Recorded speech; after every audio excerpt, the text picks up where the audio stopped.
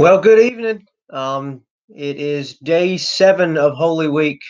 This is the last day. It's Saturday, Holy Saturday, a day of waiting, a day of anticipation. And tonight's passage comes from First Peter, chapter 3, verses 18 through 22. I'm going to go ahead. It's such a short passage that I'll go ahead and read that for us here tonight.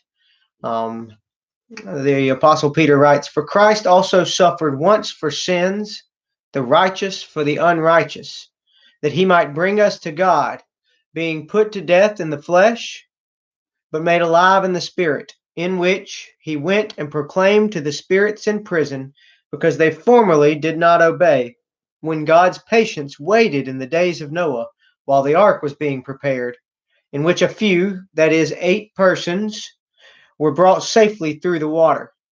Baptism, not as a or baptism which corresponds to this, now saves you, not as a removal of dirt from the body, but as an appeal to God for a good conscience through the resurrection of Jesus Christ, who has gone into heaven, is at the right hand of God, with angels, authorities, and powers having been subjected to him." And so, what we have here tonight is really a gospel explanation from the Apostle Peter. He talks about Jesus' death being for our sins, and baptism, and resurrection, and heaven, and basically how Jesus' work on the cross is what made a way for these things to become ours as well, our sins to be forgiven, for baptism to really mean that Jesus has removed all of the sin from our lives, and that also we will have a share in his resurrection, and one day be in heaven where he is now seated at the right hand of God. And so that's what this passage is really all about. It's not about the reference to Noah or to Jesus going and preaching to spirits in prison from the days of Noah. But we are left to wonder about that. So, first and foremost, know that this passage is not meant to explain the reference to Jesus preaching to these spirits. And so we really can't base a lot of theology off of that, but we can try to interpret it as best we can and draw some things from that. So remember, the point of this passage is how we have a share in eternity with Christ because of his work, and it's really a gospel presentation of him having died for our sins, and that his flesh was crucified, and he lives on in the spirit, and we will too one day. But nonetheless, I thought it would be interesting to look at this cryptic reference to what happened between Jesus' death and his resurrection, as presented in the book of Second Peter, and because it does say in there that he went and proclaimed in the Spirit, he went and proclaimed to the spirits in prison, because they formerly did not obey when God's patience was being prepared, or excuse me, patience waited in the days of Noah. So it appears that Jesus went and preached to some spirits in prison, um, and those spirits were from the days of Noah, those who perished in the flood, who were disobedient. Now, one thing I must point out too is we have no knowledge. No, we could only speculate, and maybe it'd be dangerous to do so, to speculate that these spirits that were disobedient in the days of Noah responded to what Jesus was telling them. He went and proclaimed good news to them, and we don't know whether or not they responded in obedience or disobedience, whether they believed or they didn't believe. That's not, Peter doesn't say anything about that. It kind of makes you wonder, though, if Peter and Jesus at some point in their conversations after he rose from the dead, if Jesus mentioned this to Peter, that maybe Peter got curious and asked, "Hey, where were you for all day Saturday? From the time you were buried, what was going on?" And maybe Jesus shared with him, "Well, I was in the Spirit, and I was preaching to spirits from before, from back during Noah's days." We don't know really what Peter and Jesus might have said to each other, but Peter has to get this knowledge from somewhere, and so maybe he got it straight from Jesus and in his conversations with him after the resurrection. Um, really, we see that Jesus preaches to these spirits that are in prison. We don't know what that's kind of another cryptic, confusing reference. We don't know if they were being like held in something like purgatory, or we don't really know any of the theology behind this. So the real point to take from all of this is that um, Jesus didn't stop preaching. He endured all that went on Good Friday, all the torturing, the mocking, the spitting, the crown of thorns, the crucifixion, the brutal death. He endured all of that.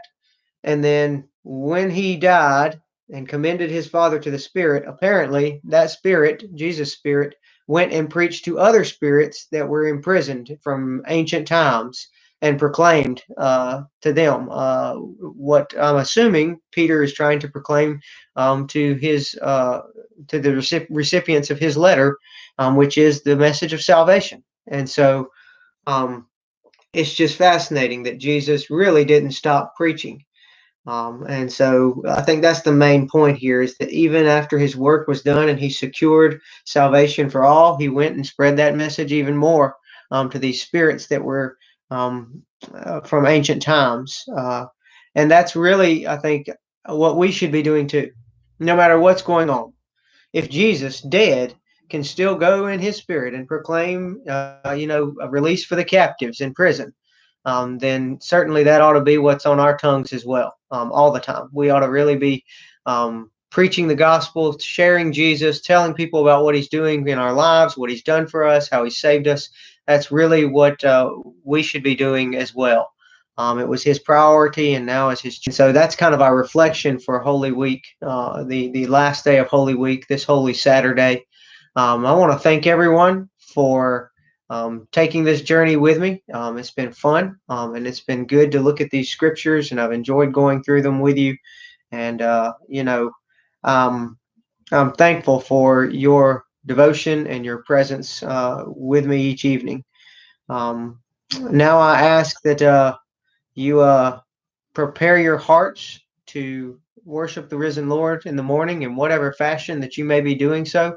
At our church at Emigre Methodist, we're having a drive-in Easter service, and we're going to do it rain or shine. If it happens to be really pouring down rain, then it'll be more like a follow the leader thing, where I just kind of make hand gestures and communicate as best I can about what we're going to do, and it'll obviously be much abbreviated, but nonetheless, we're going to get together and we're going to celebrate the risen Lord together. That's at 10 a.m. in the morning. And I hope you'll be able to participate in that or in some other form of worship tomorrow with other Christians. But even if it's online, just know that we're all worshiping together in spirit as we proclaim that Jesus is alive, he is risen, and as we celebrate that on this Easter. I know many people will be looking forward to the end of Lent. If you have given up things, tomorrow's the day you you're released from your vows and the oaths you might have made way back on February 26th, Ash Wednesday. It's been a long time, 7 weeks almost. And so I know tomorrow's a celebration day because of that. But don't let the freedom from your vows for Lent overshadow the celebration that you really should be partaking in, that's the celebration of Jesus' resurrection and for what that means for us in our new life. So again, let us be reminded from the passage from 1 Peter to never stop preaching, never stop proclaiming Jesus to those around us, no matter how bad things may be. In our own lives, we are always given opportunities to testify and to proclaim Jesus to others. In the coming weeks, I won't be doing videos every evening, and I'm still praying about and contemplating what we could do virtually, other than the normally posted praise songs and sermons on Sunday. There'll be some other stuff coming down the pipeline, most likely. There's been several people who've asked if we're going to keep doing it. So give me a few days to think about that and pray on that, and then I'll come back out with some sort of announcement about what we may be doing moving forward. And again, I really do hope that we get to be together in person, in each other's physical presence sometime soon. So anyway, as always, be the church wherever you are. Be the church. God bless and have a happy Easter.